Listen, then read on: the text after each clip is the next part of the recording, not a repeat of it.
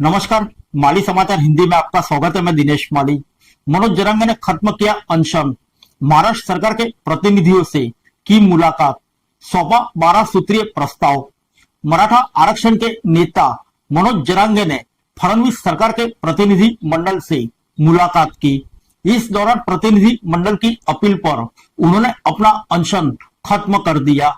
जरांगे ने पिछले वर्ष 29 अगस्त से मुंबई के आजाद मैदान में बड़ा आंदोलन शुरू किया था। आइए जानते हैं विस्तार से।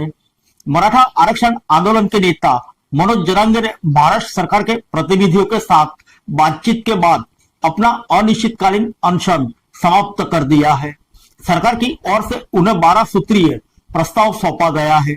जालना जिला के अंतरवाली सराटी गांव में शनिवार सुबह शुरू किया गया यह अनशन पिछले 3 वर्षों में उनका 9वां अनिश्चितकालीन उपवास था। उन्होंने शनिवार देर रात के बाद अपना अनशन समाप्त किया। जरांगे ने शनिवार को भीषण गर्मी में खुले आसमान के नीचे बैठकर सरकार पर दबाव बनाया था।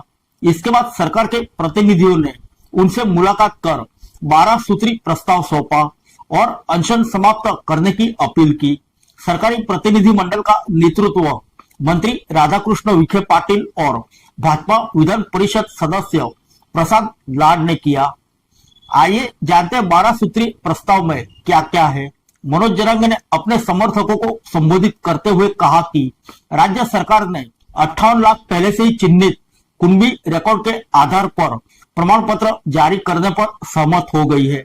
उन्होंने बताया कि दस्तावेज ग्राम पंचायत कार्यालयों में प्रदर्शित किए जाएंगे, जबकि इनके क्रियान्वयन की जिम्मेदारी संभागीय आयुक्त कार्यालय की होगी।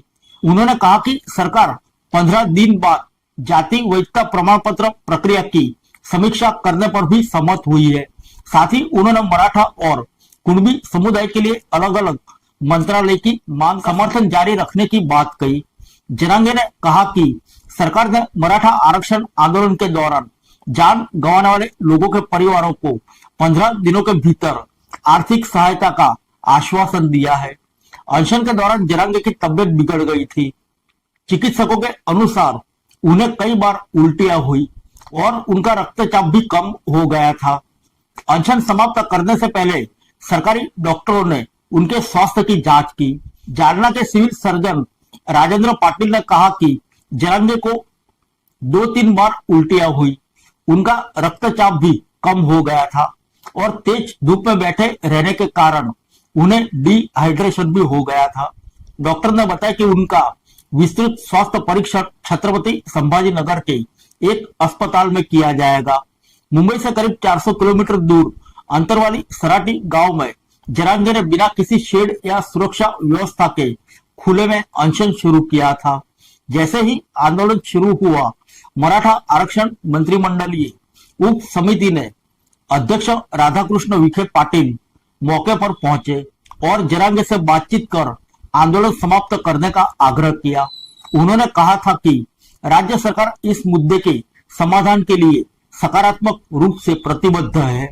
जरांगे ने मराठा समुदाय के लोगों को ओबीसी आरक्षण का लाभ दिलाने के लिए कुणबी जाति प्रमाण पत्र जारी करने, हैदराबाद और सतारा गजट रिकॉर्ड लागू करने तथा आरक्षण आंदोलन में शामिल मराठा प्रदर्शनकारियों पर दर्ज मामले को वापस लेने की मांग दोहराई। उन्होंने ओबीसी समुदाय की तर्ज पर मराठा समाज के लिए अलग मंत्रालय बनाए जाने की मांग भी की।